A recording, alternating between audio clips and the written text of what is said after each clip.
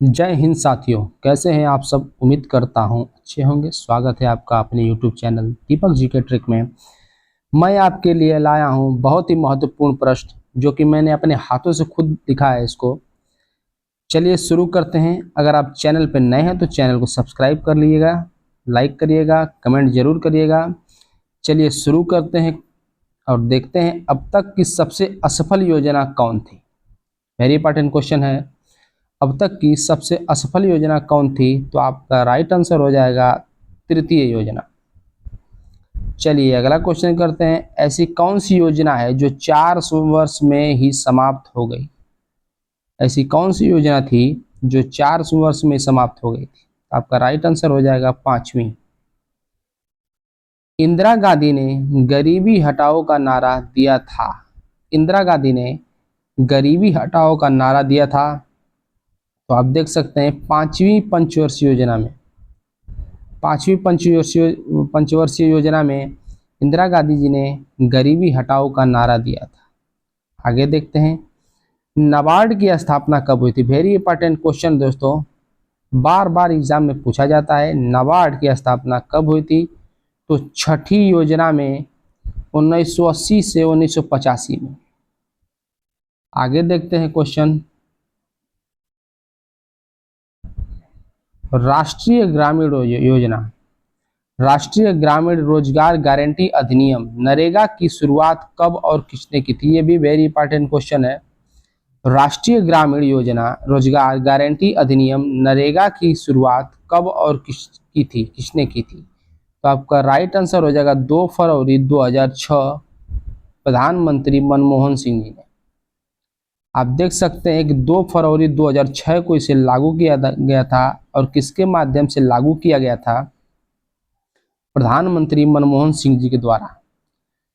चलिए आगे बढ़ते हैं। महात्मा गांधी राष्ट्रीय ग्रामीण योजना रोजगार गारंटी अधिनियम मनरेगा। देखिए दोस्तों, नरेगा मनरेगा फिर मनरेगा, नरेगा को मनरेगा कर दिया गया। तो उसको कब प्रारंभ किया गया था नरेगा से मनरेगा को? आप देख सकते हैं कि 2 अक्टूबर 2009 को। आपका राइट आंसर हो जाएगा 2 अक्टूबर 2009 को। चलिए आगे देखते हैं। जवाहर ग्राम समृद्धि योजना का आरंभ कब हुआ था? तो आप देख सकते हैं कि 1 अप्रैल 1999 को हुआ था। चलिए आगे देखते हैं। सर्व शिक्षा अभियान की शुरुआत कब हुई थी? सर्व शिक्षा की अभियान की शुरुआत हुई थी 2000 से 2001 में। इसे अटल बिहारी वाजपेयी द्वारा शुरू किया गया था। चलिए आगे देखते हैं। प्रधानमंत्री ग्राम सड़क योजना कब प्रारंभ की गई थी? प्रधानमंत्री ग्राम सड़क योजना कब प्रारंभ की गई थी? तो आपका राइट आंसर हो जाएगा दिसंबर 2002 को। दिसंबर 2000 को प्रधानमंत्री ग्राम सड़क योजना प्रारंभ की गई थी। चलिए आगे देखते हैं। प्रधानमंत्री ग्रामोदय योजना प्रारंभ की गई थी, मतलब कब प्रारंभ की गई थी? तो आप देख सकते हैं 2000 से 2001 में के बीच में इसे लागू किया गया था। राष्ट्रीय कृषि बीमा योजना कब लागू की गई थी? तो आप देख सकते हैं 1999 से 2000 में।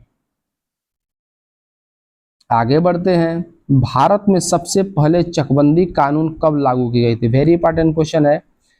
भारत में सबसे पहले चकबंदी कानून कब लागू की गई थी? तो 1920 में। और कहाँ लागू की गई थी? बड़ौदा में। चलिए आगे बढ़ते हैं। हरित क्रांति शब्द के सर्वप्रथम प्रयोगकर्ता थे, मतलब हरित क्रांति का शब्द का प्रयोग सर्वप्रथम किसने किया था? तो आप देख सकते हैं कि डॉक्टर विलियम गॉड द्वारा इसका प्रयोग किया गया था। चलिए आगे देखते हैं। सर्वप्रथम हरित क्रांति कहाँ आई थी? तो आपका राइट आंसर हो जाएगा पंजाब में सर्वप्रथम हरित क्रांति लाई गई थी। वर्तमान में केंद्र सरकार की आपका बड़ा स्रोत क्या है? वर्तमान में केंद्र सरकार की आय का बड़ा स्रोत क्या है? तो आप देख सकते हैं निगम कर। जिसे प्रत्यक्ष कर भी कहते हैं। चलिए आगे देखते हैं। राज्य सरकार को सबसे अधिक आय प्राप्त होता है, तो आप देख सकते हैं वैट, पहले बिक्री कर से अब वैट से होता है। चलिए आगे देखते हैं दोस्तों। ग्रामीण तथा शहरी क्षेत्र में एक व्यक्ति के प्रतिदिन भोजन में कितना कैलोरी होना चाहिए? ग्रामीण तथा शहरी क्षेत्र में, गांव का दिया है और शहर का भी दे दिया है। ग्रामीण तथा शहरी क्षेत्र में एक व्यक्ति के प्रतिदिन भोजन में कितना कैलोरी होना चाहिए? तो आप देख सकते हैं 2400 कैलोरी तथा 2100 कैलोरी। चलिए आगे देखते हैं। भारत में गरीबी का आकलन कैसे किया जाता है? भारत में गरीबी का आकलन कैसे किया जाता है? तो आप देख सकते हैं लकड़ वाला फार्मूला के आधार पे, लकड़ वाला फार्मूला के आधार पे भारत में गरीबी का आकलन किया जा सकता है। चलिए अगला देखते हैं। भारत में बेरोजगारी, अब बेरोजगारी संबंधित आंकड़े कैसे तैयार किए जाते हैं? तो देख सकते हैं आप राष्ट्रीय प्रतिदर्श सर्वेक्षण NSSO द्वारा, राष्ट्रीय प्रतिदर्श सर्वेक्षण NSSO द्वारा बेरोजगारी संबंधित आंकड़े तैयार किए जाते हैं। चलिए अगला क्वेश्चन देखते हैं। छठे वेतन आयोग के अध्यक्ष कौन थे? छठे वेतन आयोग के अध्यक्ष कौन थे? तो आप देख सकते हैं कि BN कृष्णा, BN कृष्णा जो थे वो छठे वेतन आयोग के अध्यक्ष थे। अगला क्वेश्चन देख लेते हैं। सातवें वेतन आयोग के अध्यक्ष कौन थे? तो आप देख सकते हैं अशोक कुमार माथुर जो थे वो सातवें वेतन आयोग के अध्यक्ष थे। चलिए अगला देख लेते हैं। नीति आयोग कैसी संस्था है? पूछ रहा है नीति आयोग कैसी संस्था है? तो गैर संवैधानिक परामर्शी दात्री एवं विशेषज्ञ संस्था, गैर संवैधानिक परामर्शदात्री एवं विशेष संस्था है। चलिए आगे बढ़ते हैं। सुपर कैबिनेट कहलाता है, सुपर कैबिनेट कहलाता है योजना आयोग, योजना आयोग को सुपर कैबिनेट भी कहते हैं। चलिए आगे देखते हैं। राष्ट्रीय विकास परिषद NDC का गठन कब हुआ था? राष्ट्रीय विकास परिषद NDC का गठन कब हुआ था? तो आप देख सकते हैं 6 अगस्त 1952 को NDC का गठन हुआ था। आगे देखते हैं NDC का अध्यक्ष कौन होता है? तो आप देख सकते हैं NDC का अध्यक्ष प्रधानमंत्री होता है। चलिए आगे देखते हैं।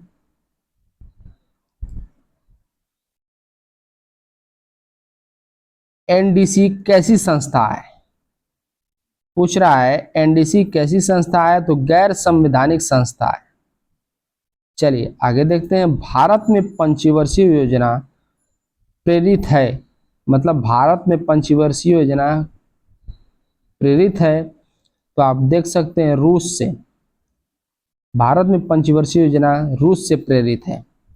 चलिए आगे देखते हैं। प्रथम पंचवर्षीय योजना 1951 से 1956 किस पे आधारित थी? तो हेराल्ड डोमर मॉडल पर, हेराल्ड डोमर मॉडल पर प्रथम पंचवर्षीय योजना जो थी वो हेराल्ड डोमर मॉडल पर आधारित थी। आगे देखते हैं और लास्ट क्वेश्चन है दोस्तों आज का।